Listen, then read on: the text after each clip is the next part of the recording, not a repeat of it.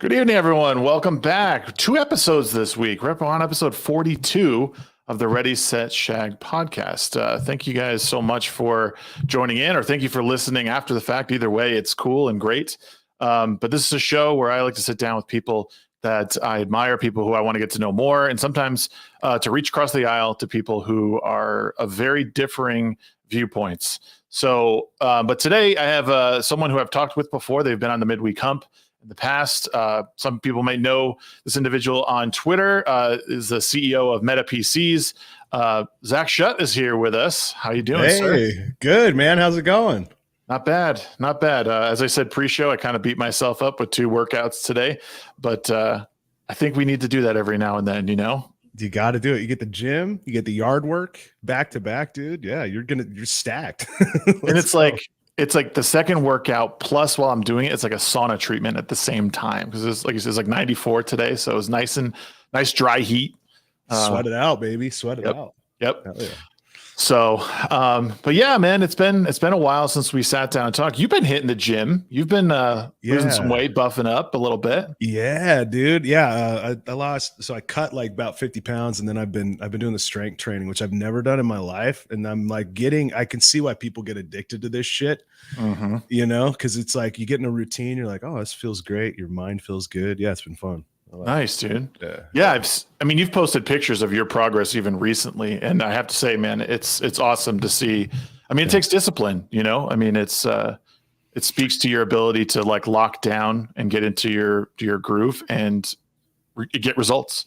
So, yeah, it's tough. To get started is tough, but yeah, once you can get in the routine, I feel like it gets easier if that's a thing. But. Right. You know, it's funny. I actually heard recently, it was just one of those like sayings that people have is like life doesn't get easier. You just get stronger. And it just like totally changed my whole mentality on a lot of stuff, because it's exactly how the gym works. Like the weights don't get lighter. Like you just get stronger and you're able to lift more. And it's kind of the same way. Like the more you do something in practice, life still throws those same curveballs, but you just get better and stronger at dealing with those things. So 100%. And I think growth, like seeing growth helps too, especially when just use the gym as an example. You start to lift more. You're like, oh my God, like I'm getting strong. This is cool. Yeah. You know, and it gets pretty, it's cool. It's like positive reinforcement of like, oh, there's like a number that goes with this. Like you can see you're improving. And so, you know, yeah, it's fun to see that happen, man. It's really cool. Good reinforcement.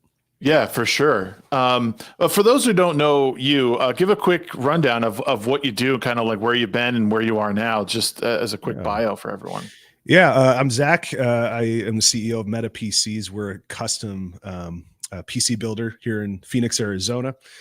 We build desktops, laptops, mostly geared towards gaming, but we do a lot of enterprise stuff as well. And we use a lot of content as well for our brand. We put out a lot of stuff that isn't even necessarily like, it's not just a bunch of ads we're putting out. We do a lot of content to help people who are even building their own PCs just to build goodwill. So a lot of times you'll see like us pop up on like YouTube or TikTok and stuff.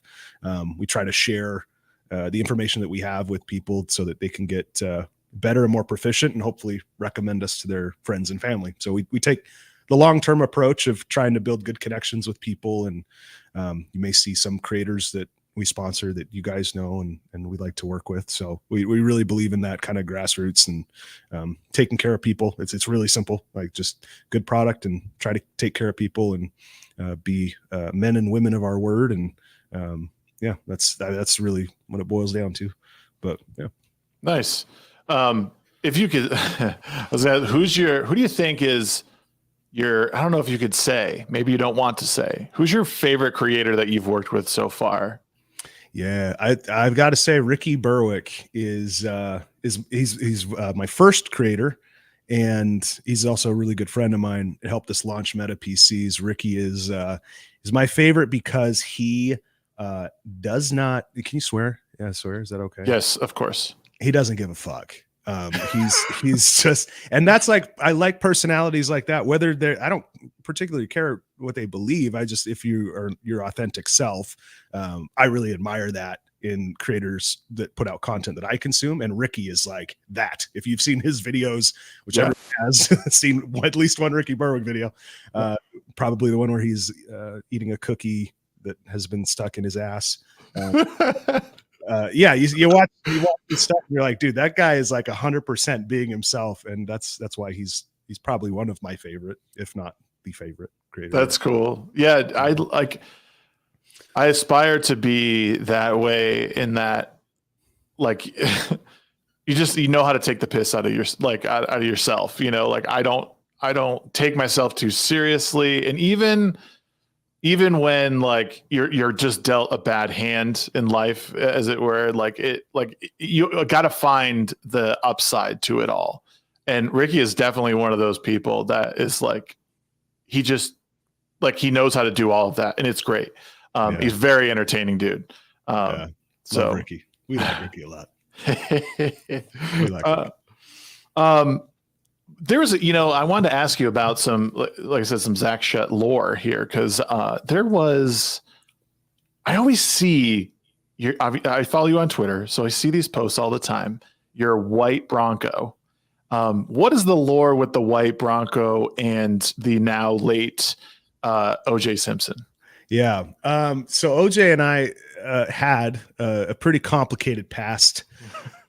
Is very saddened to hear of his passing, because we didn't get to kind of mend our online relationship, as it were. But OJ and I saw that he was on Twitter. This was maybe 3-4 years ago, whenever he started, like, you remember when he started popping up on social media, and he would like give out hot takes on college football, like draft picks and all this weird, he was giving the weirdest takes. And I started to get in his replies, and I would make light allusions to murder, or like hey, thanks for taking a stab at that pick, and just like these little, I try to be a good friend, try to reach across the aisle and make a friend. He didn't appreciate that.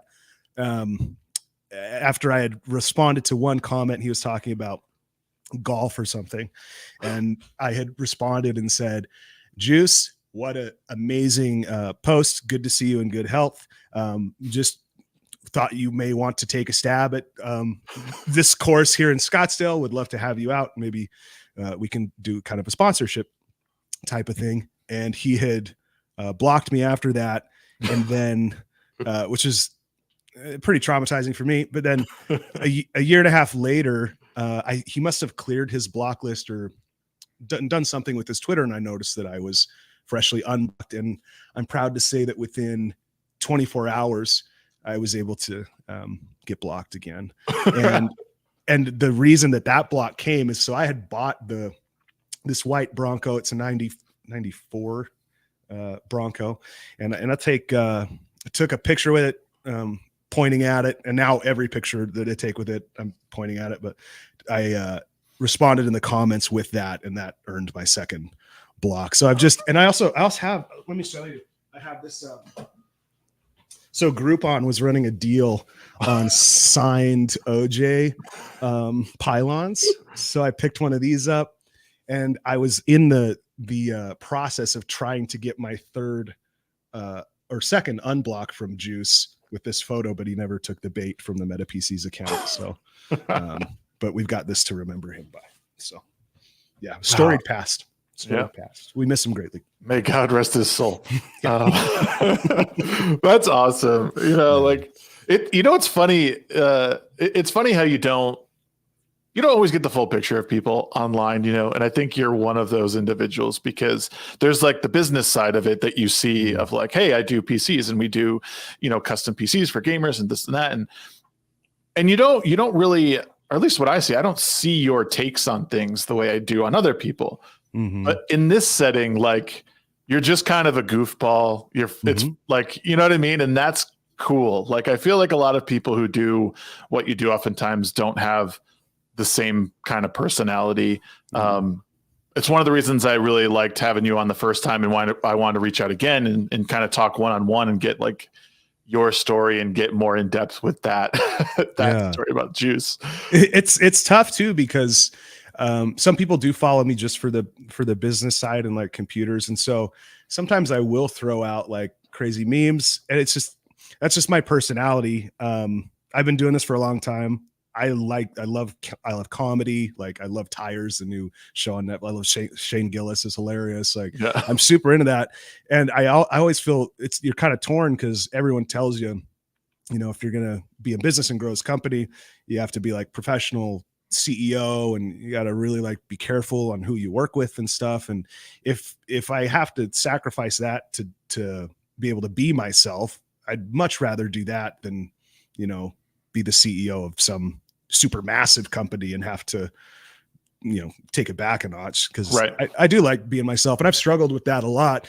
I'm not even fully myself. I feel like on Twitter, like there's probably, I could dabble more in like sharing, how I actually behave in real life with my friends, but it's so tough because they like to use some of that stuff to like, if they have ulterior motives, try to cancel companies and things, which is a real thing.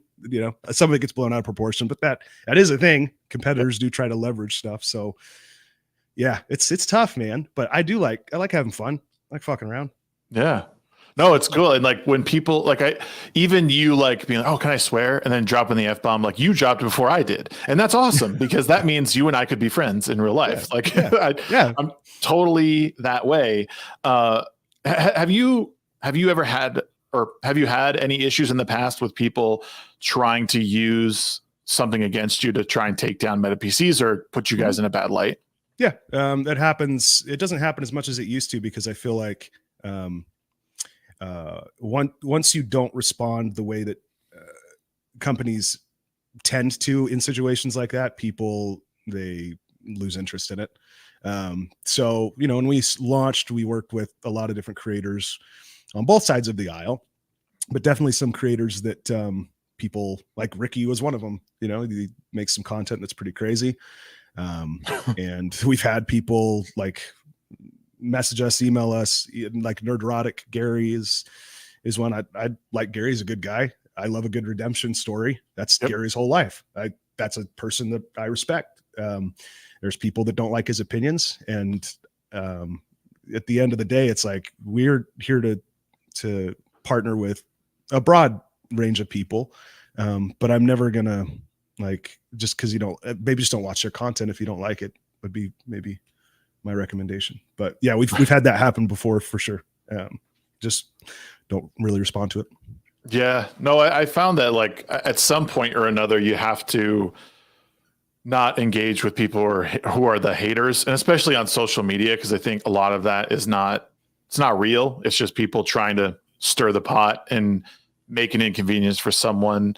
But I mean, as you said, I think you said like cancel culture is like a real thing where people will try and get companies taken down or put in a really bad light and and affect your business. I mean, this is it's probably part of what keeps the roof over your head, feeds your family, So like if that goes away, if people start pulling out and they don't want to be involved with you, that can be, bad. So, but a lot of times, especially on Twitter, most of that crap is just like someone talking. And if you engage too much, you're probably not good for your mental state. I walk away from it. I try to walk away because I've seen there's actually, I don't know. Do you remember Artisan Builds? Do you remember when that drama went down? And so for people that don't know, Artisan Builds was a PC building company that went out of business because they had they were doing a PC giveaway, and the person that had entered didn't have many followers on Twitch. And so they said, oh, you've only got, I'm paraphrasing, but you've only got so many followers on Twitch. Let's re-roll and give it to someone else who has a bigger following. Wow. Terrible thing to say, right? So you've got a couple things that you can do in that situation. If you do something stupid like that, you can come out, own it, take care of that person 100%. If you mess up, you can make it right. He went the opposite way. Terrible apology. The whole thing blew up and it ruined his company. So that's definitely that's a real thing that happens in not just this industry, but all of them. But at the end of the day, if you just act in good faith, you have a good product and you're just real with people, because you're going to screw up, and just say, I will screw up 100%, but you got to just own it, Yeah. It's a really, that is awful. It's like one of the most It's probably the worst thing you could possibly do. Like, just imagine being that creator, being like, "Oh my god, this is awesome," and then they're like, "Well, not." Not enough followers. It's like, what are you Yeah, doing? Yeah, yeah, totally. and I couldn't. I mean, I remember that happening. I couldn't even tell you what the guy said or anything. Like, I don't remember the details, but like, it's people, as fake as the internet is sometimes. Like, when you do something like that, like, you're showing who you really are. And then Yeah. people are going to go, yeah, I don't want to support that. I want to support people. You can't give away everything. We get that. But, someone wins a giveaway fair and square. That's how it goes. Yeah. We've had that happen before, actually, where we had, we have a lady doing social media for us, and she picks the giveaway winners. And she had picked, we try to run, and we disclose where we're running contests. We're like, this is US only, or it's worldwide. We were running a US only contest, had someone from the UK enter, and she had picked that person to win. So with that, there's all the shipping charges and import duties. We ate that because, well, we announced the winner. So then we're going to send the PC. Like, that's on us, right? So like, stuff like that comes up. As long as you own it, then it's never an issue, right? Yeah. One of my mods had a question. He said, do you think the PC economy is in a good state right now? I say that in regard to how we had a chip shortage during COVID and how graphics card prices were quite expensive a bit ago. Yeah, that's interesting. So I talk about this with our team daily, and we have a pretty good pulse on it. There was this expectation at the beginning of the year that some of those price rampings would happen on things like RAM, chips in general. That hasn't happened, and I think that's it's multi-pronged, but I think the economy's probably secretly in a different position than is being portrayed. And it's not a political statement. I think there's a lot of people that just don't have money right now. I think inflation is killing people, and they still have a lot of money. So I think sales wise, the sale of graphics cards, chips in general, I think has been on the decline this year, which is good. But at the same time, I think it's an indication of people don't have a lot of disposable income. We have new graphics cards around the corner, so you have a bunch of people waiting right now. So I think the price is going to follow what the economy does and what inflation does. But I think in terms of shortages, I don't see a whole ton of that, at least in the interim, being a huge issue. But new graphics cards on the way. So do you want to get a new one? Depends. Depends where you're at, if you want to wait or not. Yeah. Yeah. I don't even know where I heard it, but I heard that the US, as far as chips goes, like processing power, it doesn't really have an issue. It's like, I don't even know if that's necessarily on like an individual PC level or if it was like on the broader level. Cause I did hear it in a discussion about AI. It was more of like, the US has a problem with power. Like we don't have enough power for all the things that we want to do with computing. Mm-hmm. And largely being AI. AI is huge right now. So many companies trying to utilize it. It's huge. You have a company like NVIDIA that makes obviously graphics cards people are very familiar with, but they've gone heavy into AI.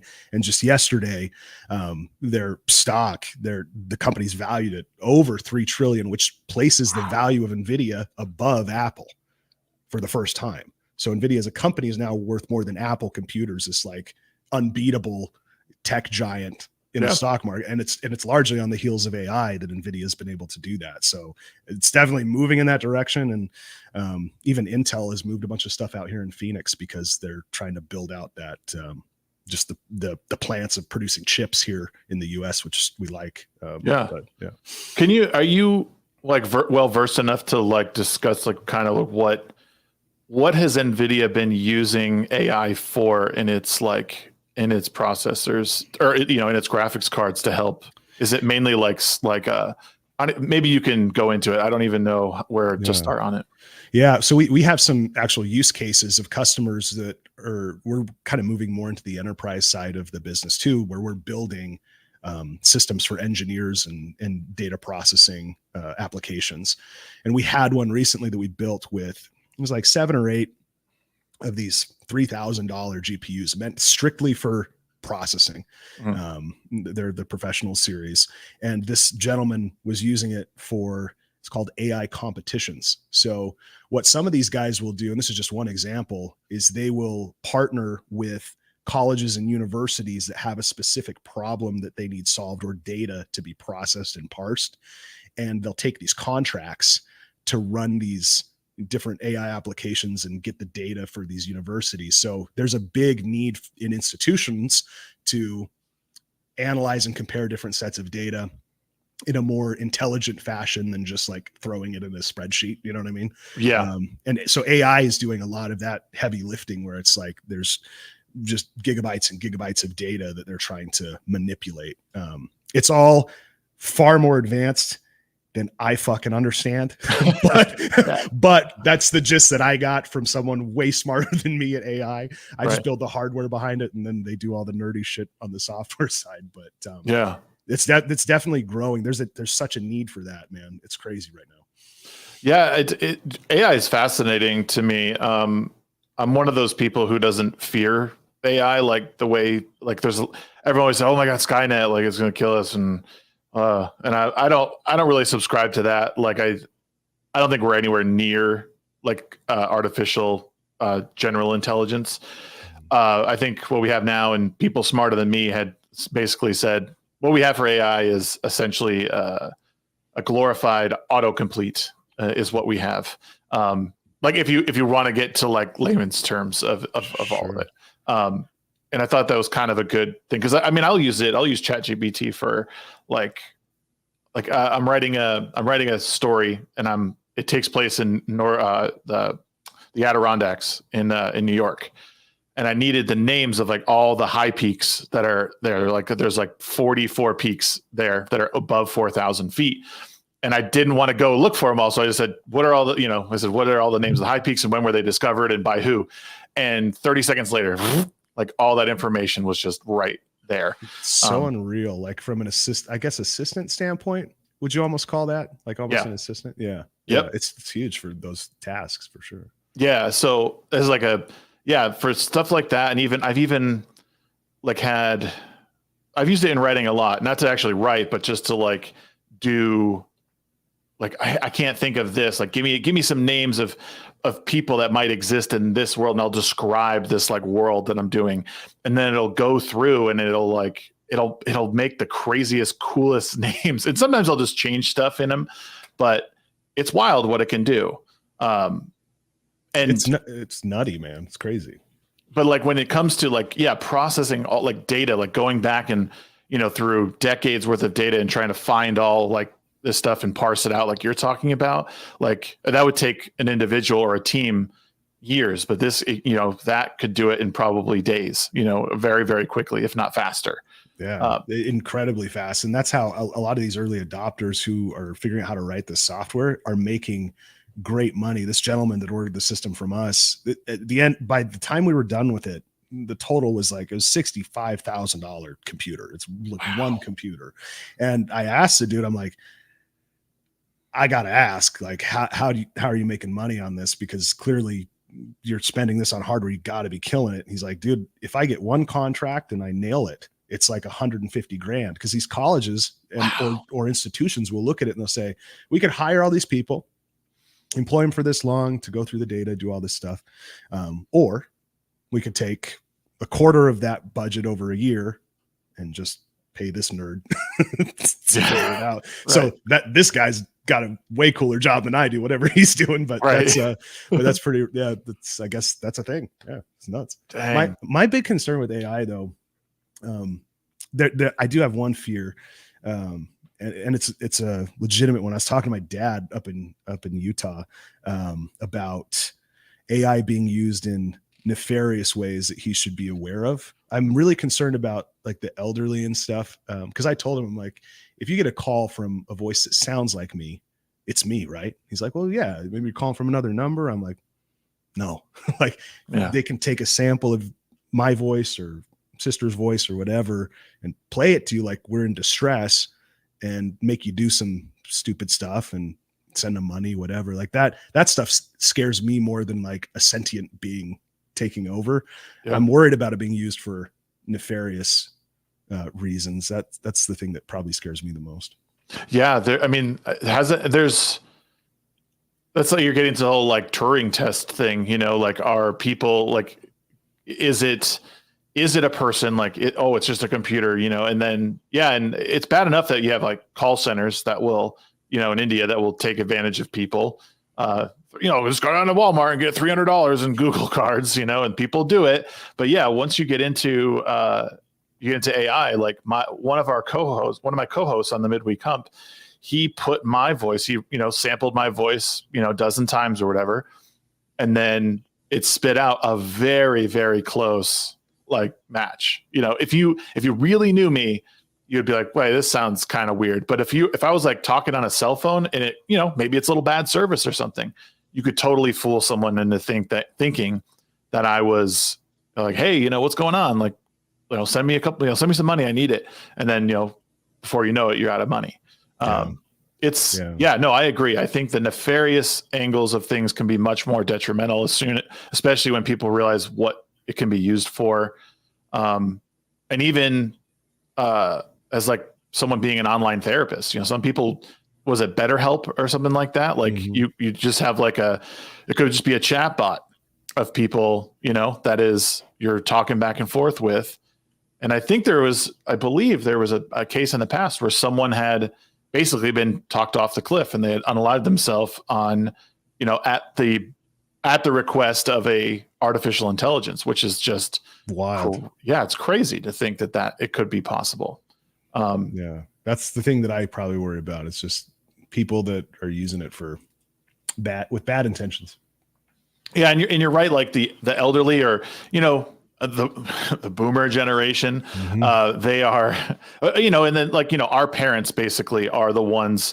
'Cause I don't think they're technically boomers, but like they're the ones that don't quite understand technology the way we do. We've grown up with it all the way through, and we know like we've seen the evolution. But yeah, it's definitely smart, I think, to prep your parents, for those listening, let your parents know that this stuff is out there and it's very easy to manipulate, and it doesn't take long. You just need question everything. Yeah. Yeah. That's a good point. Question everything. As far as like computers go, like you're a hardware guy. What do you think is like, if someone's going to invest in something to upgrade their PC, what is something that they should be upgrading first? Like, yeah, that's always an interesting question because, especially when it comes to PC hardware, there can be bottlenecks that exist in multiple areas. Most people, like when they get a system, I always say you want to go with like it depends on what you're doing, first of all. But if you're just doing standard gaming, not really streaming too much, or maybe some light streaming, you can get some middle of the road hardware with upgradability in mind. So when you're talking about things like the processor, maybe spending a little bit more and solidifying that particular component, again, depending on what tasks you do. And then you can swap out GPUs fairly easily. You can upgrade RAM. It's not too tough. Yeah. But yeah, I always tell people if you are looking at upgrading, you should always look at, there's a site that's relatively accurate. If you just Google bottleneck calculator for PC, it'll pop up, but you can actually input your components and it will show you, hey, if I change to this graphics card, am I bottlenecking my system? Like, well, is that enough to where, my CPU can kind of take advantage of the setup? Is everything kosher there? But yeah, I would say most people, when they look to upgrade, they always go for the graphics card in my industry that I sell to, because it's mostly gamers. And so really that comes down to like budget and is there going to be a bottleneck? So once you can analyze those things, that's kind of a good place to start. You said is bottleneck component is. Yeah, I think actually I'm going to look it up. Yeah, if you Google bottleneck calculator PC, yeah, it'll bring up the very first Google result. Is a great place to start. Okay.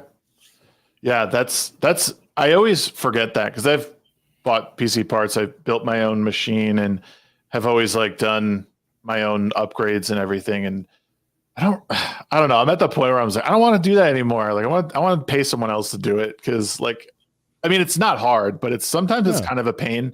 But this is good because it almost makes what I'm doing a little bit easier. So I can look at like, here's what I have, like where the bottlenecks at, what can I improve?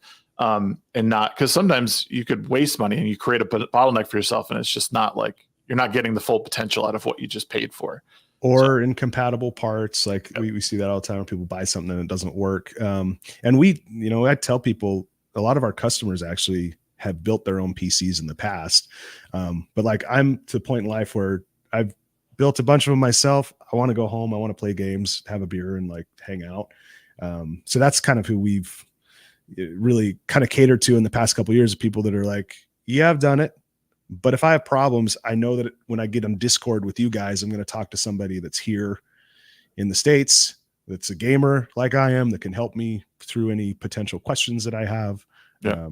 So that's kind of the direction that we've gone. But totally, do people build their own PCs? Love it. Yep. Love it. No hate.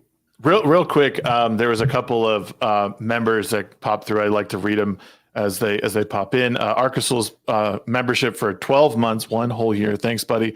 Says, I want to get into game dev and video editing. Can MetaPCs get me a rig that can handle both? Thanks for answering my question, Zach. Appreciate it. Thank you so much. Dude, you should definitely chat with us. So the way that we do it is I have guys that work on the chat on our site and then the phone system as well. So you give us a call or chat with us. We can definitely, there's a lot of crossover in systems when it comes to video editing and game dev. But you tell us exactly what you're looking to do, what budget you have, and we'll send you an ideal build for that. But yeah, you can definitely get a system that accomplishes both of those things.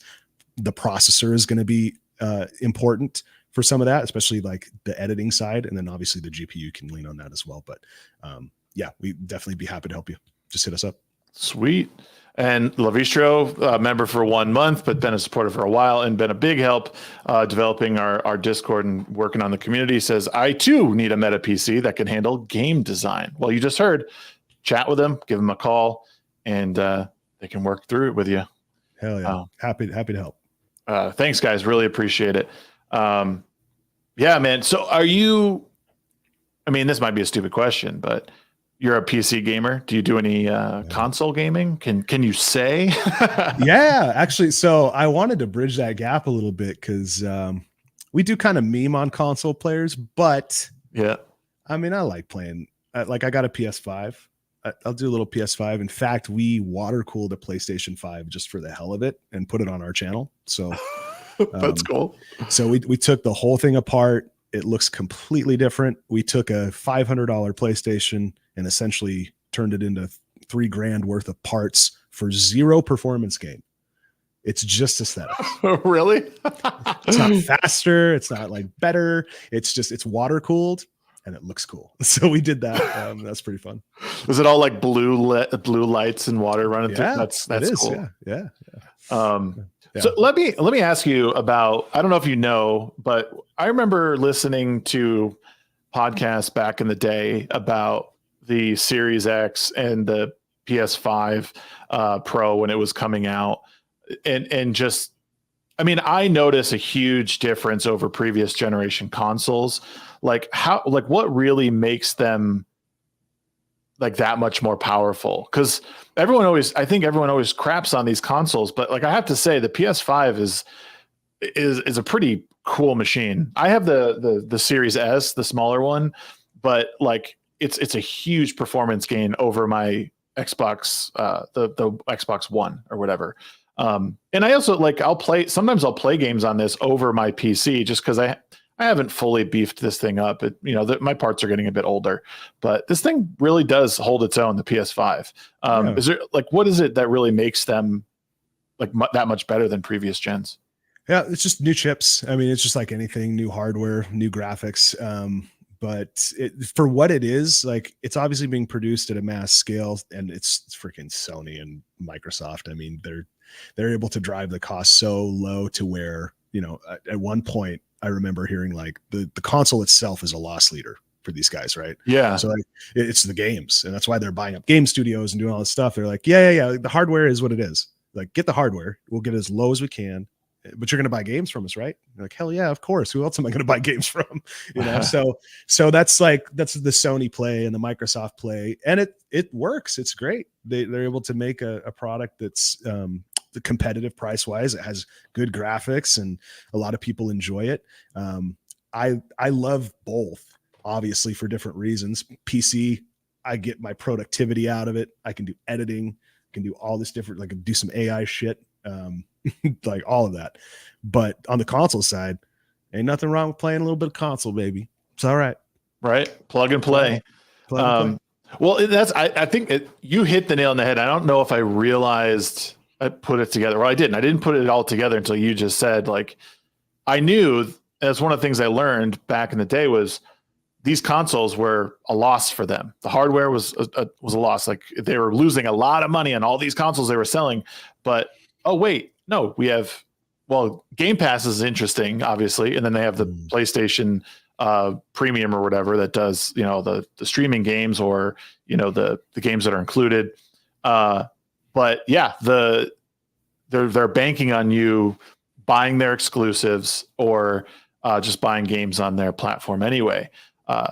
So that makes total sense. I didn't even put that together, but it's kind of, I don't know. I mean, as you said, they're giants, so they can afford to do that where, all these PC, like you couldn't afford to knock your hardware prices down like that. That's why we fight so hard. And we've put such a focus on service, because I've seen companies go away in this industry because they get aggressive on price and they don't take care of customers. It's a number one way to go out of business because we can't maneuver like that. So we have to deliver for people. Yeah.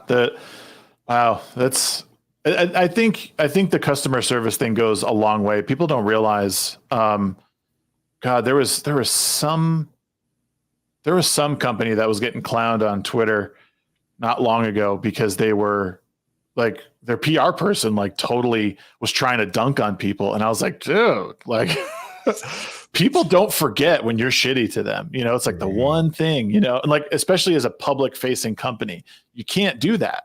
You have to, I mean, sometimes you got to take stuff on your chin. Like like you said, you didn't verify the person was from the US and you announced the winner. Sorry, we won't make that mistake again. You just got to learn. But yeah, customer service. And I don't know your industry very well. I mean, I know that I engage in it because I buy parts, but like I've been in customer service my entire life. And I do know that halfway decent customer service can save a bad experience like 7 out of 10 times. Like, I mean, it's you know what I mean? Like like when I was in the restaurant business, when I was running a restaurant, I would tell our hosts, every single person that leaves, like say goodbye to them, ask them how their experience was. Because sometimes that last interaction of saying goodbye or have a good day will totally turn someone around and be like, oh, like it wasn't that great, but thank you, like we'll be back, whereas ignoring them, they just, from the jump, I sat down, the table was dirty, bad service, food was mediocre, and they didn't even say goodbye when I left. So F this place. So it's good that you have that mentality. Yeah, it's important, man, across industries for sure. It's like, especially for small business, that's like the last bastion of your chance to like get a slice of the pie, because everyone else is, like I said, they're all driving down costs, and it's like it's tough for small business to compete. So you literally have no other option. Right. You have to take care of people. Well, yeah, and if you're gonna, like you said, the very least, the way you could set yourself apart is by being the very best at customer service in what you do. Like whoever's on the phone, they're talking with a smile. I hate it. Like I was doing some tech support, and I know the person I was dealing with on I was just doing a chat, totally AI, or they had very basic knowledge of English. And I don't know what you guys use, and if you're using like real people sitting at a desk, or if you're using whatever. Real people. Like, but it was very clear to me that the people I was dealing with were just, it was just like, if they weren't a computer, if they weren't an AI, they were someone who just didn't understand English very well. And it was really difficult. And I know that might sound a little racist, but I don't mean to. Like, I just mean like, I don't know. It was like an American company. I need the communication. I need you to understand what the problem is. And if we can't communicate, that's really bad. Yeah, it's a simple, it's communication. Like no other ulterior there. It's like how do I get you to understand? How do I get my problem fixed in the most reasonable amount of time? And if it's making it more difficult, then that's absolutely an issue. Yeah. Yeah. Do you guys do with MetaPCs? Do you guys do like individual pieces of hardware? Like, or do you guys just do like full builds? Full builds right now, unless you're local to Arizona and come into our shop. But yeah, we shy away from that one. It can be pretty fraud ridden to open up for individual parts online. Like we've tried that before and we've had a lot of chargebacks and like weird fraud things. It's a pain in the ass. But the bigger issue is people trying to install stuff and then breaking it and then being like, here, take back, this didn't work. And you're like, oh no, you broke it though, man. Look at these pins. They're all to the side. Yeah. Yeah. So, but yeah, we're not doing that right now. Okay. That makes sense. Yeah, that's so what do you think MetaPCs will be? Like, what's the goal for the next 5 years for you guys? Like, I see you're building out a new studio in there. Is that right? Yeah. So about, I think it's probably been a little over a year now. We started going ham on the content side. And my goal a year ago is I'm going to release one piece of short form every day at least. And we've done that for the past, I think about a year and a month now. Some days we've done 2 or 3 pieces a day. And then we're getting into one long form a week. And I've loved doing that. That's been like a really cool outlet for me. Because before we were just building it and getting the company up and you got to wear a bunch of hats. And now I could breathe a little bit more. And we have department heads and stuff. I'm like, well, I want to try to use some of my skills that I got when I was working in radio up in Utah. When I was younger, I want to use some of those skills to maybe try this content thing and try to make videos and see if it'll work. And so we did that. I think our best month on YouTube is mostly shorts views, which is different, but I think we hit 13, 14 million, or 5 million the past 28 days. I've had kind of a slow month this month on views, but yeah, it's like, it's cool that I love that. So that in the future, I definitely want to do more of that personally, because that's fulfilling to me. Not for the like, look how many views we got. Like, I genuinely like making stuff that people like. I'll see people in the comments like, I built my PC this weekend and I use this part because you recommended it, and it's been like, thanks for posting this, or oh man, this is the only video that showed me like how this part worked. And I'm like, oh, that's cool. Like, that's nice. So definitely want to do more of that. And obviously we just want to grow in a way that makes sense. We have no debt as a company. We've never taken any loans. Wow. We started building in a little conference room in a flooring company here in Arizona is where we started. We leased kind of a conference room size thing. And now we have our own building, but we've never taken money from anybody for loans or no debt. So I want to continue on that path and just keep building it is the goal. You guys have had some pretty wild builds. Like, you've done a lot of like cool custom ones. What are some of your like favorites that you did that were like, they're all functional, right? Like they all, oh yeah. So what are a couple of your favorites that you really liked? We just finished one up. So Linus Tech Tips did a video on this. It was called a tank PC case. And this was a couple years ago. And it was this case that came out of China. One of these factories, they'll make these weird PC cases and try to sell them to PC builders in the US. And this factory had made a line of cases that looked like army tanks. And they're clearly just trying to cater to the American audience. They're like, oh, they'll love this army tank PC. And it's the weirdest looking thing. It's huge. And the airflow on it is non-existent. And so Linus did this big video on it, like, okay, it's a tank, it's gaudy, it's weird. The airflow sucks. So practically it's not a good case. And so we saw that. And I think 2 weeks ago, we posted the long form where we bought that case from that factory. And then we went and custom manufactured new sides for it that allowed for airflow. So we modified this case to be way more functional, dropped the temperatures by 15 degrees, and actually made it look badass. So we took this thing that was meant to be like a marketing piece for Americans and we actually made it functional and dope. So that's a dope build. I really like that. We also did, we've done like the Borg cube. For Star Trek fans, we did that. That was a lot of fun. Yeah. I do weird cases is like, that's my I thrive in weird cases. It's just I love that shit. You gotta get the America like decal on the side of the tank. Yes.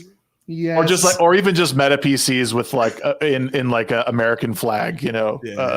I like that. We are working on a Cybertruck PC case. This is going to be this is going to be like probably our biggest project that we've ever done. And I'm really hoping it hits on views, and we want to send one to Linus too, because I think he'll like it. But we're actually working with a company to develop the case to look like a Cybertruck and shit. Like trying so hard to get Elon's attention on this one. Dude, there's no way he wouldn't. He responds to like, he responds to people. Like, I think if he saw it done and like functional, I bet he would buy it because he's a gamer, isn't he? Like, he plays, I think, Diablo. I always see him post on X or Twitter or whatever. That it's Twitter. It's Twix. I always see him posting. He's playing like Diablo or some nerdy shit. But he's a gamer. Krabby Patty says, how many freedoms per second does it fire?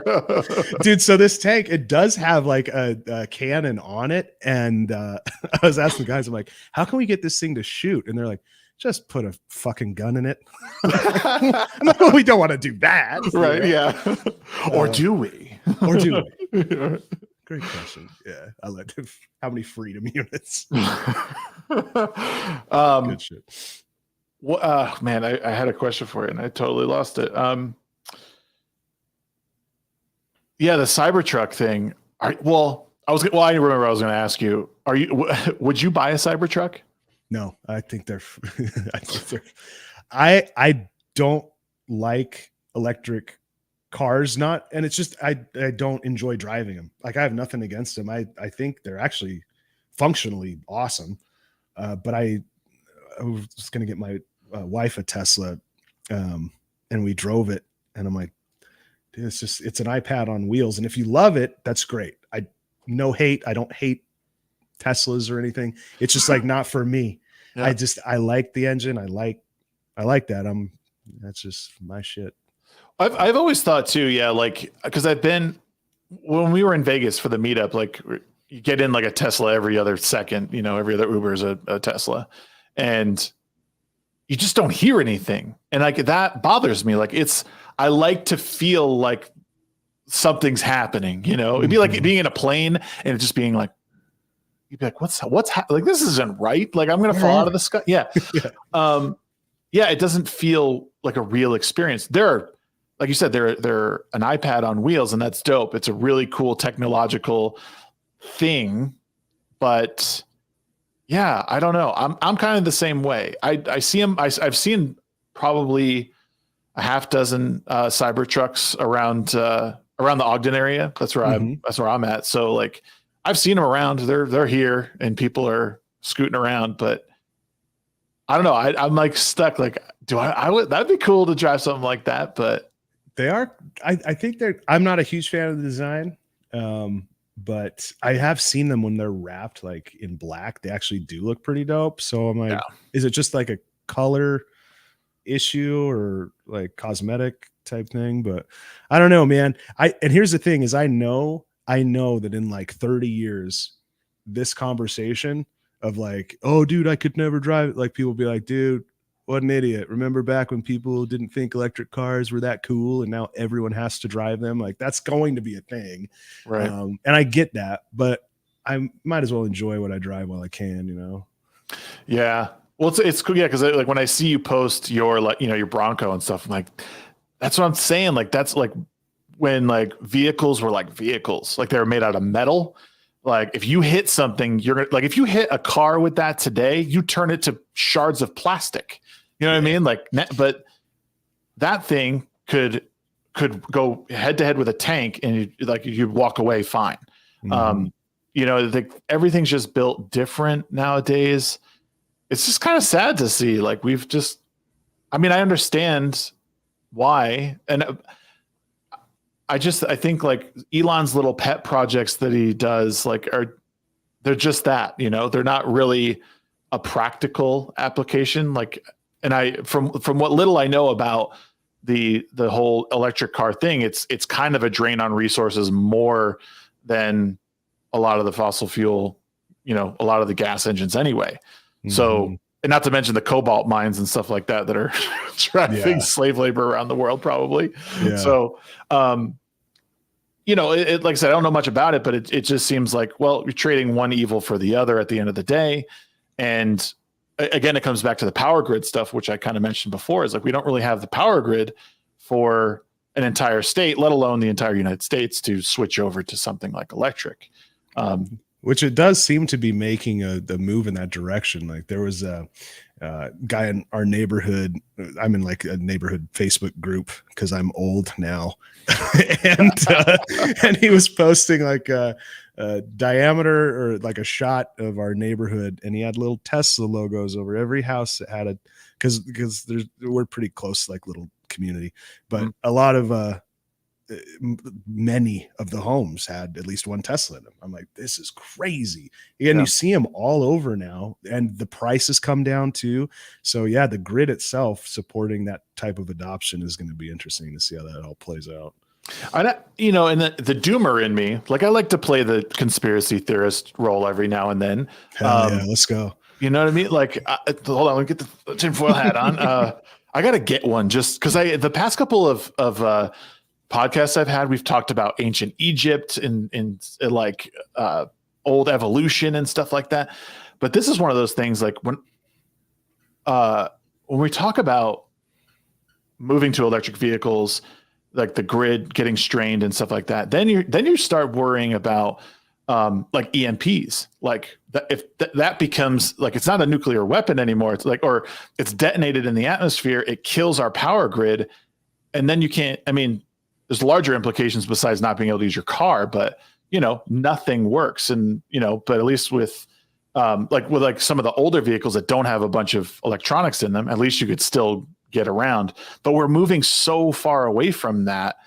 Everything's automated. Everything's on, has a computer part in it. And this is not to say, hey, we got to put you out of business. Like, I want you to. Thank God. Yeah. But like, it's that move to get everything like working off of the electrical grid is, I think, a little scary because it makes us really vulnerable. Our grid is old. It's not protected from that stuff. I don't know. Yeah. Like, I always think about that stuff when we're so far in that direction. You're right. Yeah. If something like that were to occur, I just think about all this stuff that, wouldn't work, that's essential to day-to-day life. And it's just going to get more and more dependent on like even my truck, like radio went out and they have to pull out everything I have a Dodge Ram, and they have to pull out everything in the truck, like all this stuff. It's so intricate, so many wires, and everything's electronic. I'm like, it's crazy. Like the Bronco has like an ignition and you just turn that shit and you're good to go. Yep. But yeah, definitely if something like that were to happen, it would be fucked. Yeah, no, it's scary. I think about it. I read a book it was like a year and a half ago. It's called 1 Second After. It's a really, really cool book. It's about I think there's 3 parts to it, but the first one is 1 second after, and it's this little small town. EMP blast goes off, takes out the grid, and it's about what could happen to this small town and the surrounding communities if that had happened. And the guy talks about, people who are diabetic, gone. Like, you can't, the insulin, you can't refrigerate it anymore. So you have 30 days and you're pretty much gone. There's all this stuff, and it's like, basically, like, people start rating each other. Like, again, I don't think this is going to happen anytime soon, but I think about it, like, as our grid gets more and more exposed and we're more and more dependent on it, these things can happen. And like, you know, and I think we're pretty well protected. I think our military is good at, protecting us against ICBMs and stuff like that. But it's still like a crazy thing to think about, because so many people are not prepared for, oh, you can't just go down to the street and get something out of the freezer section of your supermarket. You got to start depending on your own skills. Like, we are so far removed from that in so many ways that it's scary. Well, you saw kind of a glimpse of that. Like, I remember those early COVID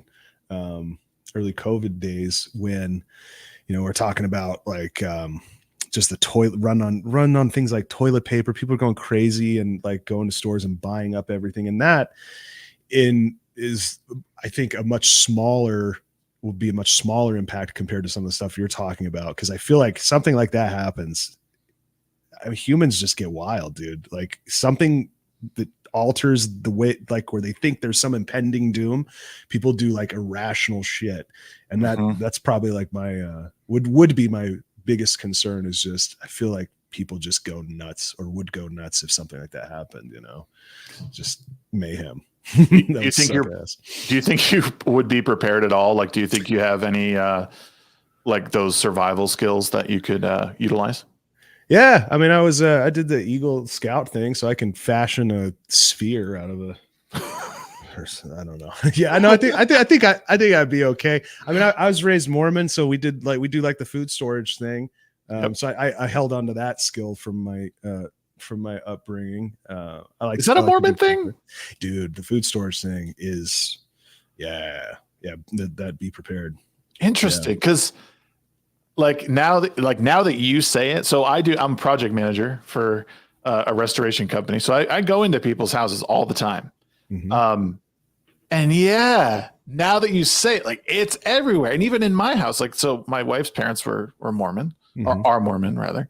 And there's like MREs down here. There's like a whole, you know what I mean? Like, because there's military base right over here too. Yeah, dude. So it's so yeah, dude. That's real. That's real. Yeah, you gotta have food stores. Yeah, the food stores, like water, like all those things. I started reading up on it. It was around when COVID happened, where I'm like, dude, I need to get like serious about this. And there's definitely, you can go as far as you want down that rabbit hole. Like, I've got people who are like, dude, you got to have 2 or 3 satellite phones. And you're like, what are you doing? You're paying monthly for this shit? I was actually talking it was probably like a month or 2 ago.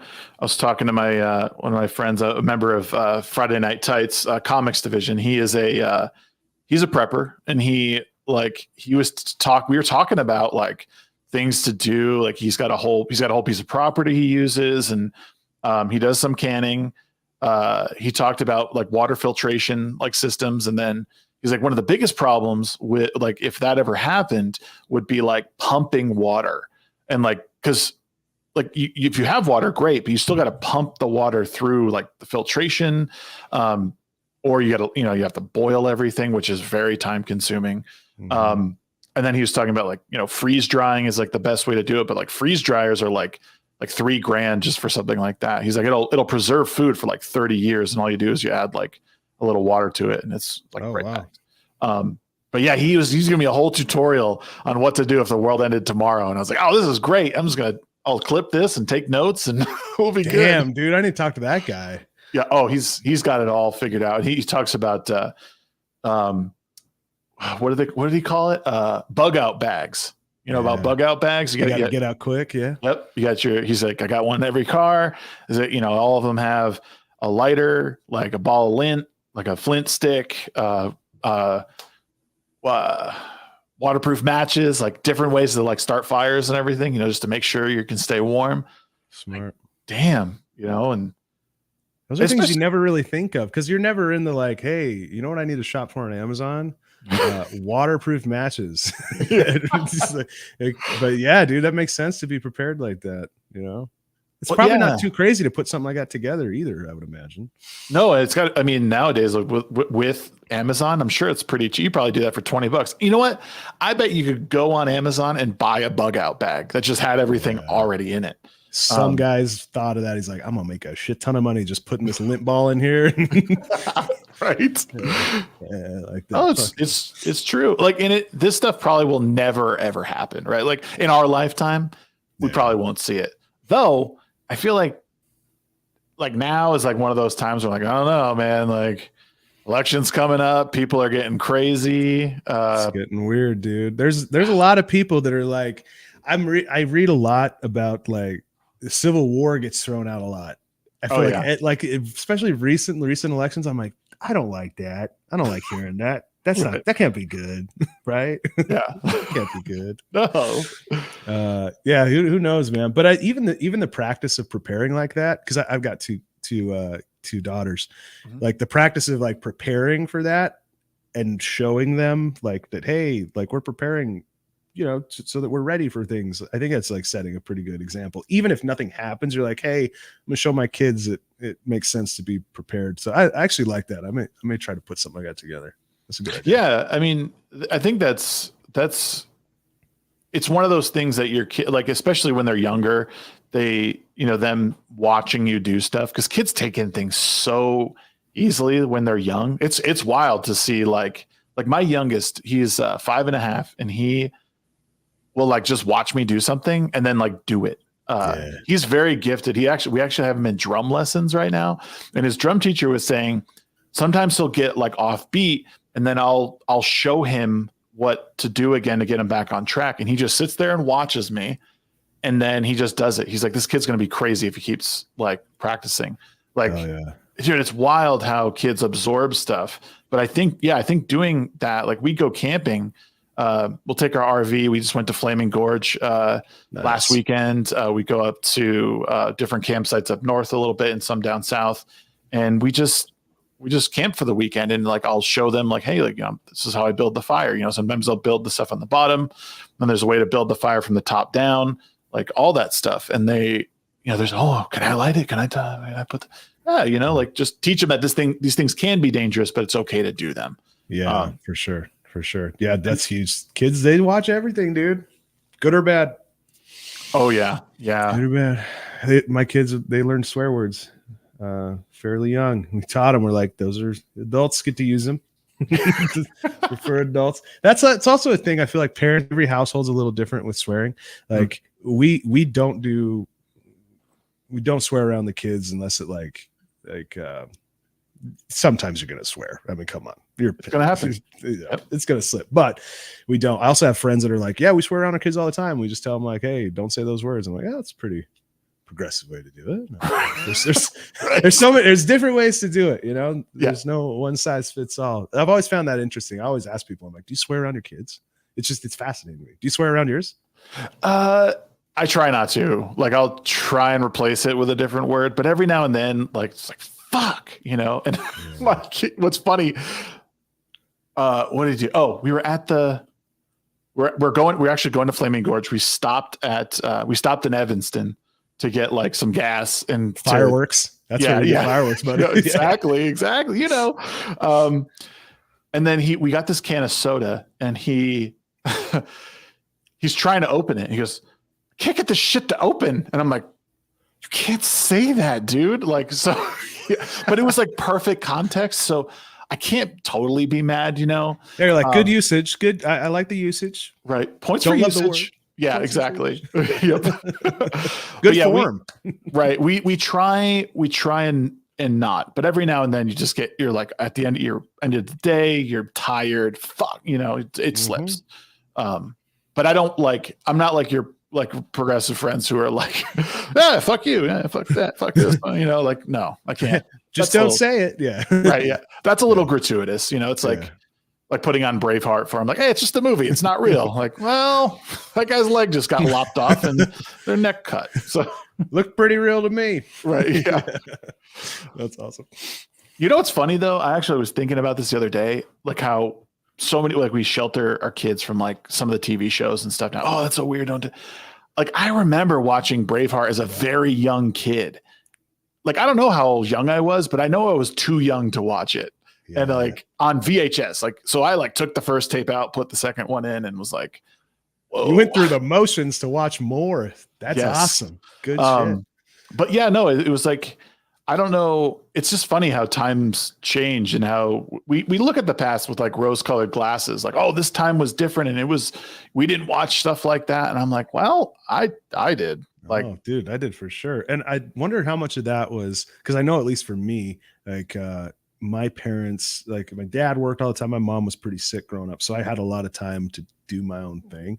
Mhm. And I felt like maybe a lot of people like our age growing up, I hate saying that because I sound old, but growing up, just had more autonomy. Like it could just kind of do whatever, like, I don't know. Yep.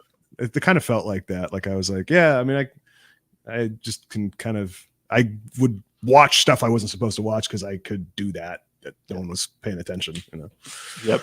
to some degree. Well, and I feel like Mormon households are very, very different from like the average home, like it's like, I thought I had some, like my family was a little bit, they were much different from any Mormon upbringing, but like they were still like, oh, don't, you shouldn't watch that or you shouldn't do that. But like here, like some of the stuff is like, whew, I don't know how. I mean, I understand why people break away sometimes from it because it like you're so sheltered from this thing, like quite a bit. Yeah, I remember I tell my kids all the time, like my mom wouldn't let us use the word cops to refer to cops. Like it had to be police because cops is she thought was disrespectful. Yeah. Couldn't use words like lie, like that guy lied or I lied. It was fib because lie. She's just like, there's things like I could watch Simpsons because Bart disrespects his dad. Like, dude, there's like a lot of stuff like that. It's pretty. No Power Rangers because violence, like violence. It's like very like, yeah. So I remember I'd be like downstairs, and I'd be up against the TV. I'd have my foot on the channel button. So if I heard my parents coming down, I just push it with my toe and switch it from Simpsons to PBS. Yeah. You learn quick. I had it down, dude. Yeah. Oh man. That's funny. Like, so what's fun. So it's funny you say that though, about the cop police. I had this. So my mom was a police officer for 22 years. She retired as a lieutenant colonel. She was very high up in the state police out in Connecticut. And we were at my son's little like preschool graduation thing because he was going to kindergarten next year. And they were asking all the kids, like they hand them their little diploma thing. Like, what do you want to be when you grow up? And this little girl just goes, a cop. I was like, whoa, like what? Yeah, like just how she said it, I'm like, I have an idea of what her home life is like. And like, I don't know why, like it's just that the way she said it, like a cop. Yeah. I was like, man, like, all right, like I guess that's a thing. How old was she? 5. Like, oh, 5 good.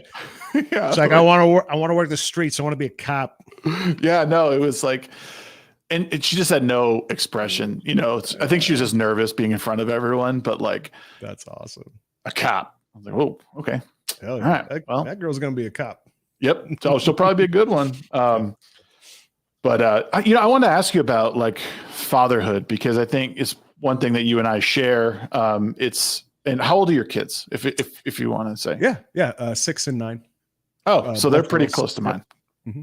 Yep. So I have a 7 and a 5-year-old, and they're boys. So we're kind of opposite, a little bit the same. Hell yeah. Right on. What has been the biggest, like, what do you think is the biggest lesson that you've learned since becoming a dad? I've learned that you learn just as much as you're teaching. In fact, like when you see parts of you in your kids, you're like, oh my God, you can cut it. You pause for a second because you'll see them do something and you're like, DNA is weird. Number one, because that's definitely like a thing, a mannerism that yes is learned and observed, but I do think there's part of you that is in your kids that's real. And you see that you're like, okay, I got 2 things I can do here. I can parent how I was parented, or I can parent how I would have wanted to be parented in this situation, or maybe there's a better way. And like when you get to those moments, you're like, time freezes. You're like, this is it. I gotta let's make a good decision here and like try to do things the right way. So that's been like the most mind-blowing thing for me as a parent that I've learned is like the stuff that I maybe wish my parents would have done, or even hindsight teaches you a lot. It's not that your parents fucked up. It's just like that you have a lot more information now looking back. You able to make those decisions is like, it's pretty big responsibility, but it's cool when you make the right one. You're like, hell yeah, I think I'm doing a pretty good job. And you make the wrong one, you're like, fuck, I suck. Yeah. You know, it's just that's part of being a parent. You're not going to nail it every time, but you just try, you know? Yeah. I think it's hard. Like my son today was like, so we're at my son, my younger one had T-ball. So the older one's sitting with us on the sideline, and he went over and like played somewhere like by himself, but then realized there was an ice cream truck like over by the park. So he comes back, Dad, there's an ice cream truck over there. Like, can I go get one? And I was like, well, let's just wait for your brother to finish, and then we'll go over there. I was like, but don't, like, let's not talk about it with him now, because then he's not going to want to go back out in the field. And of course, comes back over, and then the older one says, oh, there's an ice cream truck over there. We're going to go over there right now. And I was like, shut up. He's all upset because then my wife says, okay, we're not getting it now because we told you not to talk about it. Yeah. You talked about it. Now he wants to go over there. He's all out of it. And, my wife just like has to walk away because the younger one is now throwing a fit, and she's like, I got to walk away because I'm going to explode if I don't. And then the older one's crying at me saying, you're the worst. Like you're never nice to me. And it's like, I know he's being hyperbolic, but at the same time, like when your flesh and blood is like looking at you, tears running down their face, calling you the worst. And I'm sure you've experienced this before. And you're like, bro, I'm sorry, you have to learn this lesson. You can't get what you want. And he did not stop for the next 20 minutes. He sat in that chair.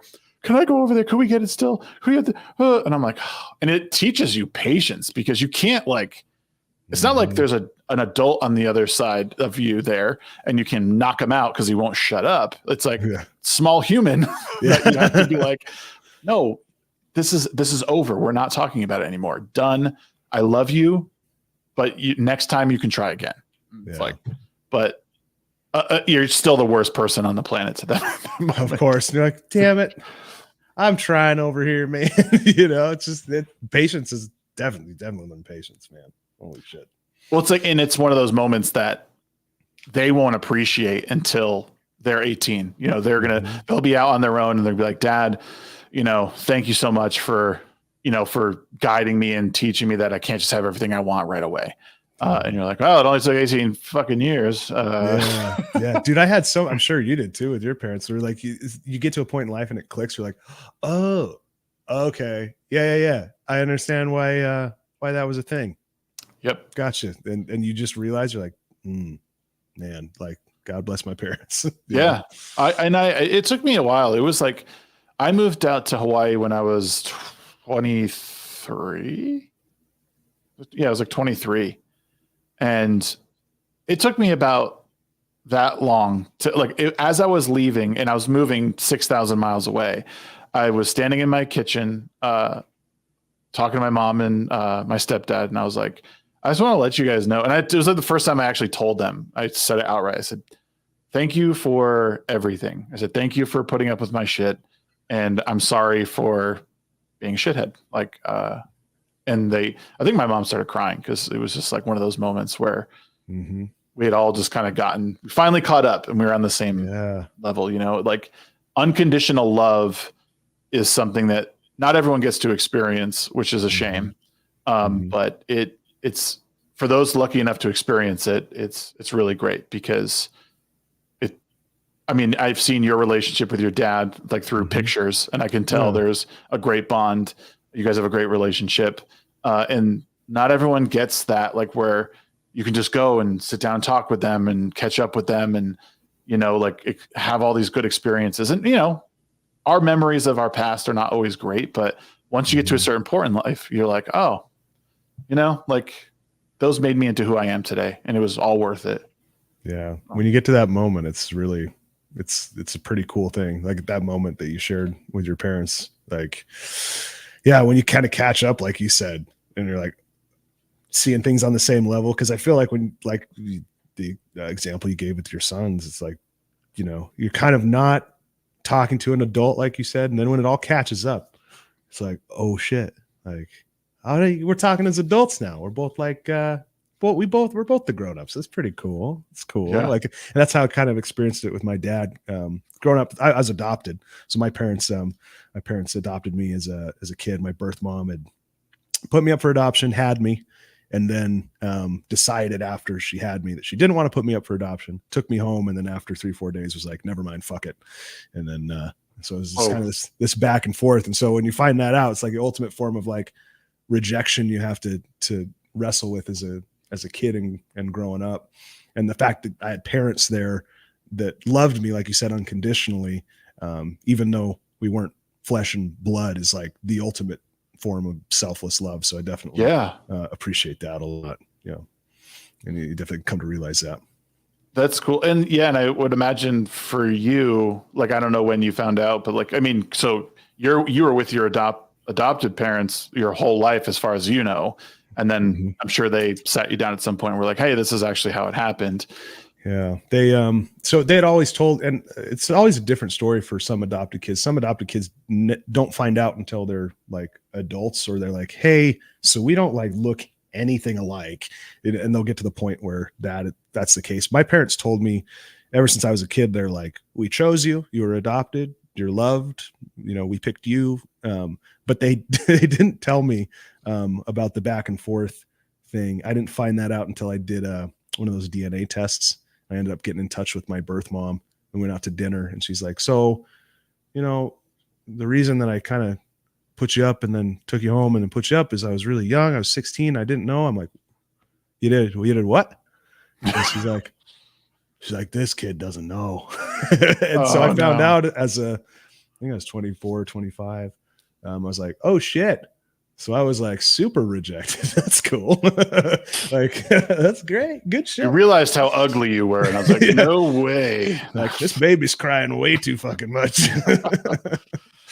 But it's just the stuff that makes you appreciate life, could have ended or been much different, No, and I wonder too, like, those are things I always wonder, are those moments like growing up that it changed who you were, like knowing that you were adopted, like that's one thing. And then finding out that was how it all went, like, how does that change you? Or does it change you inside? And even deeper than that, it's like, I mean, you're a very successful man. You're smart, good looking, all that stuff. And like, but I guess you could say, like, you've had somewhat of a tough road, and you're like, that all came from someone who didn't want you. Like, it almost like, mom, I wish that, I'm sure you don't call her mom, but whatever her name is, like here I am, like, against all odds, here I am, like, you let someone else do this, but like, I persevered, and you, I mean, I'm sure that not everyone's as lucky as you when it comes to like adoptive parents. I'm sure there's some that are not fit for it, but no, that realizing that you have this unconditional love with your adoptive parents is just great. Yeah. I mean, it helps a lot, but there's a lot of struggles that come with like just internal and emotional growing up when you're adopted. Anyone who's adopted, I think, has struggled at some point with like self-worth and self-esteem.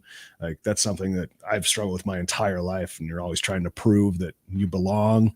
And that causes you to, obviously it's caused me to work really hard and try to prove to people like, hey, I'm not a fucking reject. I work hard. I'm here. Like, I built something, and you spend your whole life trying to do that. But at the same time, like, as I've gotten older, I'm like, I can also like have a life like normal people, like just be a normal person and enjoy time, having fun. It doesn't have to be all like a competitive, like, I have to prove that I belong here and I can do this, and I belong with these other big players in the game, and I belong here. Like, yes, we know, like, it's fine. You don't have to constantly prove it. And that's been a big weight off probably in the past 5-6 years, where I've learned to kind of get over some of those self-confidence issues. But it's a it's a tough road. Anyone who's adopted, I feel for you. There's a lot to grapple with. You know? I would imagine it even contributes maybe to your transformation physically too. Is like maybe that was like the last thing to leave behind was like shedding that skin, literally, and being like, I am worth something and I'm going to work hard. And it's not just like building your business. It's not hard. It's not easy, but I'm going to do it because I can prove that I'm better than the person before and I have a better self-image. Like, did you say that's kind of like, for sure. I was stuck a lot in like, I loved wearing the hat of like, look how successful I am, even though I'm fat. Yeah. Like, it's like, look, I don't have to be like a gym bro. I can do whatever I want and be successful. But the problem is like, you realize in order for you to like continue on life, you get to an age where like, especially you get out of your 20s, you can't keep up. You run out of energy. Like it's very hard to not take care of yourself and be your best. Like it is. And it doesn't mean you have to get ripped and you go hard every day, but like just basic taking care of yourself, getting the right amount of sleep, eating some good food and stuff, it goes a long way. Mentally more than even just physically, it just helps your brain. So that definitely me shedding the last of like me saying, fuck you, watch what I'll do. And then I'll be fat while I'm doing it. It's like, well, it's not that cool. Like just let's try to, you can be the whole thing. You know, you can do it. So, well, yeah. And I think that's one of the issues I have with like the body positivity movement in general, not to get too like, you know, pop culture or whatever. But like, it's like for that reason, like it's not healthy to do that to your body. Like, I mean, there's so many studies. I've seen documentaries on like, you know, like obesity and what it does to your heart.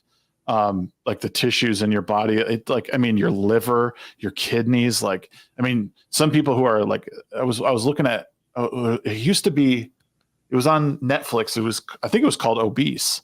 They did a, like, what was it called? An autopsy on this lady who just died of heart failure. And like, I think a lot of what happened in her body, it was like very similar to like an alcoholic, like the kidneys were just way overworked. The heart was like encased in this fatty tissue and it just like her heart stopped beating essentially, I think is what happened. But yeah, it was just wild to see.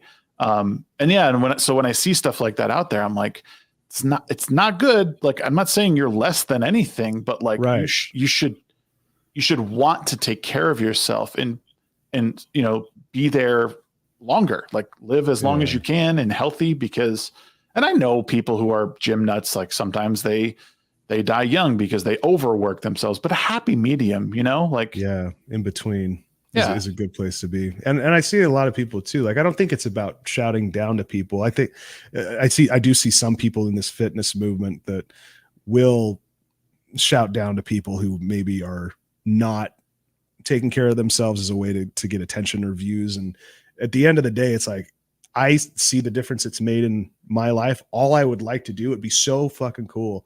You could just reach into someone's head, give them like the difference and they could feel that and be like, dude, you could feel like this in like 6 months to a year. Like, isn't that cool? Cause it makes such a difference. Mental clarity, like everything is a million times better. I just wish I could like reach in and like tell people that's like, show them, you know, but it's hard. You have to go through it yourself to see what that feels like, but it's 100% always worth it every time. Have you drastically changed your diet since like going to the gym, being more active? I used to kind of, and so in Utah, especially, and you can probably testify to this, it has a long history of like MLMs with like supplements and different magic cures. And it's very popular in Utah, right? You probably, yeah, dude. MLMs are crazy around here. It's all over the place. So like when I started to hear, you know, a few years ago, and it started to become popular talk about supplementation and, you know, there's seed oils and things and all this stuff. I'm like, okay, yeah, there's more.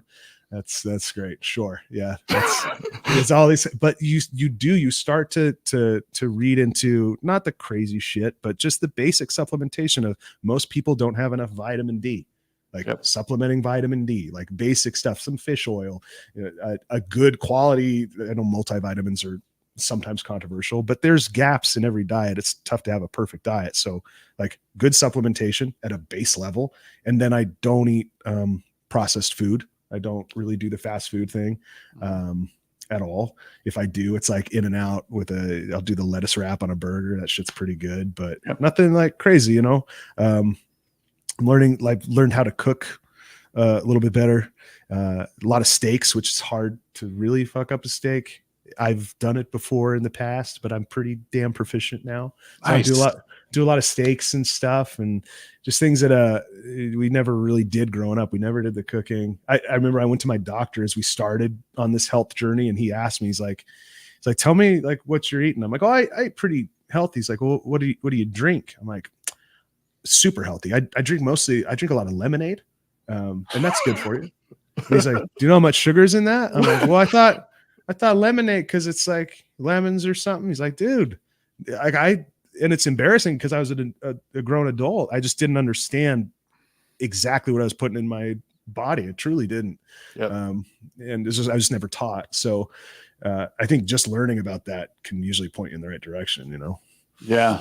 I just saw this video and I want to do a reaction to it because I think it would be good for people to like see that these experiments have been done and how it chemically changes you. The experiment was done, I think, on I think it was done on rats, but like they just basically fed the rats their natural food, you know, whatever it was, the processed little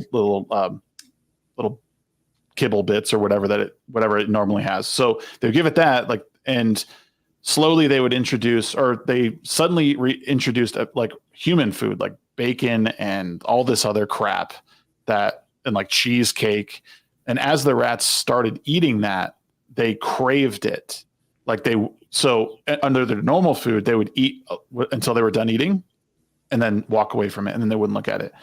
When they ate the like American, like diet food, just processed garbage, sugar, they would not stop eating. They would like jump into the cheesecake, basically eat their way out, be covered in it, eat the bacon until they were like, and they would just gain weight and gain weight and gain weight. What they realized was like this was chemically changing their brain to the point where, like, once they took away that American food and just gave them their normal food back, they wouldn't eat that until they starved themselves. Like they would be so hungry that they would finally start nibbling at this food again. And actually what it did to me was made me realize this is exactly how I feel when I eat. It's one of the struggles I have is that when I touch any sort of processed food and sugar, I get like, I'm addicted to it. Like I can't, I want more of it. I want more of it. I lost a lot of weight a couple of years ago or a year and a half ago because I started moving away from that stuff, dropped like 30 pounds. Nice. Yeah, no, I mean, if you look at pictures of me from 2.5, 3 years ago, you'll see a difference. Oh yeah. It's kind of hard to see with the beard here, but I swear. Beard weight, baby. Hell yeah. Yeah. But like, I was realizing this is what happened to me was I was addicted to like all this sugar. And yeah, like what Professor Savage had said, like I went and got 2 McDonald's hash browns this morning. Like I shouldn't do that. Like normally actually what I do for breakfast is 4 eggs. I'll just scramble them up with nothing else in them, salt and pepper at the end. And I think I'll usually put like maybe a little goat cheese in it and that's it. Yeah. And then I've also been trying to do like steak in the morning too, just as like good protein. Yeah. But as soon as I hit fast food or if I get a candy bar or something, fuck, dude, it sucks. Like, and you know, Utah, there's a soda place on every corner. Yeah, like, it's everywhere. When I moved, so I was up most of my life in Utah, and I moved down here to Arizona.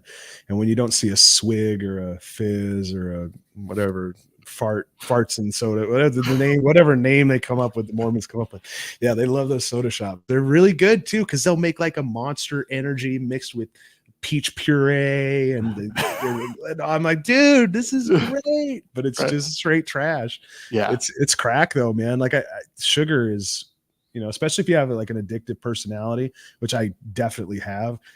You get into sugar and all that. That's my arch nemesis, dude. I'll just eat that shit all day. Well, it all goes right here to like my midsection, my gut, and no matter how much I beat my abs up and like do my cardio, I can't shed it. But I'm also, again, I'm in this horrible feedback loop of eating bad food. And when I cut that out, like I can see serious weight loss. It's just the rebound on it, because we're not 20 years old anymore. Our metabolism is not running the way it used to. So it doesn't shed weight anymore. So it's a hard journey. And anyone who's on the weight loss journey, like you're not alone when you're struggling. Like we all struggle, looking, especially me, like you look in the mirror, like I see the gains, but I also see the stagnation, and it's like, dang, which is probably why I did 2 workouts today. Yeah. Hey, dude, crushed it, man. And you got your lawn cut. That's perfect. It's a win-win. Win-win-win. Yeah. Love it. No, man, I really appreciate this conversation. You're a really cool dude. There was one last question I did see up here. It was how many days a week, or how many times a day do you get asked for a free PC? Oh my God. There's someone in my DMs right now, dude, literally is like day 5. He's on day 5. Usually give him up around a couple weeks in if they're really, dude, all the time. Like here's the thing with the free PC. I had started another system builder up in Utah that I had worked at before I started Meta, another PC company. And we started this free PC thing by reading like mean tweets, like Kimmel or whoever does sometimes in the style of mean tweets. And we'd read the craziest free PC requests we got, and the video took off. And so the whole free PC thing ever since then has like plagued my life, but I use it for content too. So I can't get too mad because I'm putting it out there. But yeah, dude, you would be amazed. We get some of the craziest requests. At least maybe 5 to 10 times a day, depending on the day, the guys will get some variation of a message. And so blatant too. It's not even like, hey, maybe sponsorship type deal. Here's what I'm looking at. It's just like, hey man, I know you got them. I want them. When are we doing the free PC exchange? I'm like, what are you talking about? Who are you? Yeah. What's going on? And most of the time though, I try to be kind about it though, because a lot of them are like kids. Mm-hmm. And I just sometimes you just don't know any better. Right.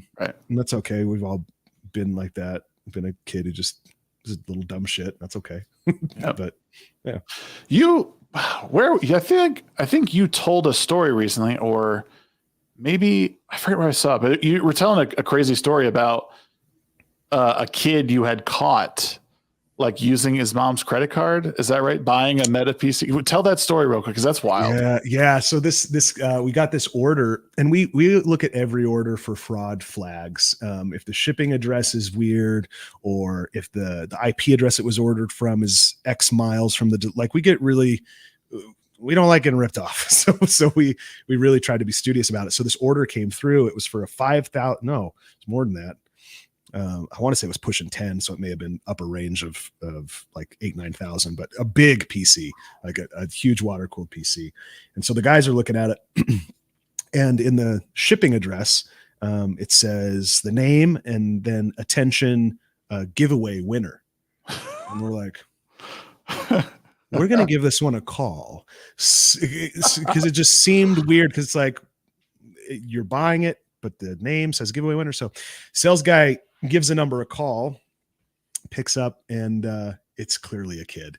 He's like, hello. He's like, is this so-and-so? I noticed you bought a PC from us. Like, oh, yeah, I just put in the order. It's good to go. We're like, okay. Can we talk to his mom's name was on the card. And the second we asked for his mom, he's like, I think maybe we should just maybe cancel it. And this sales guy's like, and dude, our sales guy, by the way, this is the biggest homie move ever. And I want this kid to remember this. He's like, okay, I'm going to cancel it. We're going to refund the card. If you need anything, let us know. We didn't because to us, it's like, whatever, the money, we obviously aren't going to keep it. So refund it to the mom's card. But it's like, how did you think this was going to play out? So you run the card. System shows up. You're like, Mom, I want a giveaway. And Mom's like, cool. And the Discover card statement comes, and she's like, what the I'm going to kill him. Like, dude, how did you think it was going to play out? Anyway, so we got the refund process, avoided the transaction, hopefully saved this kid's ass. And then in 10 years, he can come buy a PC from us. Right. Exactly. And hopefully not get murdered by his parents. Yeah, Um, please. Jeez. Yes, be thankful, kid, because that's a pretty bro move right there. That's awesome. We got you, homie. But yeah, man, like I said, thank you for giving me your time. I know a Dude, lot I of love people. chatting with you. I love Yeah, chatting with you, dude. You're awesome. thank you. But yeah, next time you're up in the area, shoot me a message because we'll get a beer. I'll buy you a beer for sure. I'm going to be up there next, let's see, in 2 weeks. So I'll hit you up. Shit, nice. All right. Yeah. Anything you want to put out there for anyone? Any news? Other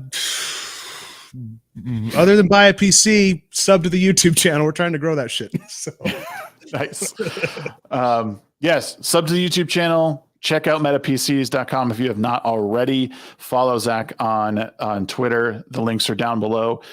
He is an awesome dude. Thank you again.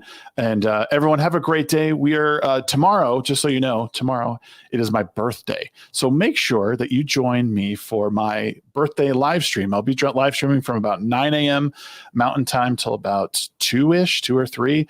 I'm bringing the kids to school. I'm going to have a little bit of the day to myself, and then we're going to play some video games and just hang out. So make sure you come by and hang out with me and celebrate my birthday. Throw me a super chat or two. hell yeah. All right, dude. All right. We'll see you guys later. Have a wonderful evening. Thank you. See ya.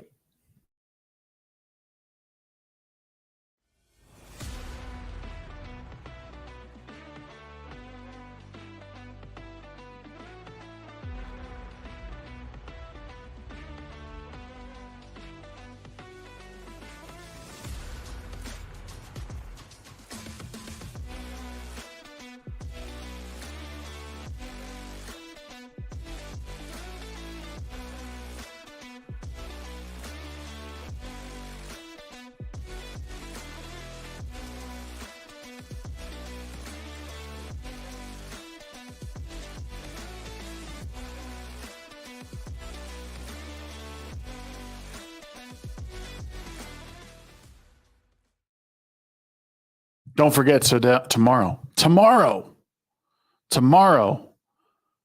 we're doing a live stream for my birthday. Come celebrate. Come sing me happy birthday. Zach's not here anymore. Sheep, you're late. Hi, everyone. Zach's a cool dude. I hope you guys follow him on Twitter. I hope you guys look into MetaPCs. Horror Amarada got a custom PC from them. It was awesome. It's a great, their PCs are top of the line. You're paying for an amazing product. And that's all you got to know. That's all you got to know. Okay. This time I'm really out of here. Take her easy.